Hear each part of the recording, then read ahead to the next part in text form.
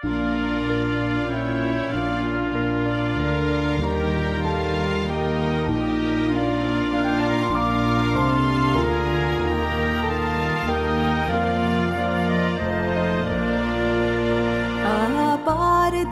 del mundo, Señor, me retiro de lucha y tumultos, ansioso de huir de escenas horribles. Tú, el mal victorioso, extiende sus redes y se hace servir.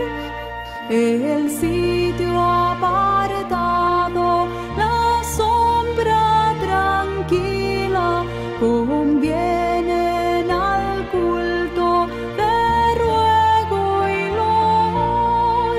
Tu mano divina los hizo sin duda, en bien del que humilde te sigue, Señor.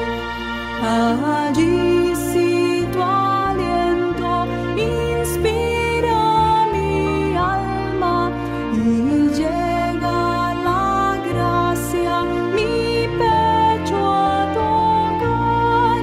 Mis labios podrán en tu altar encendidos cantar alabanza, tu gloria sin par.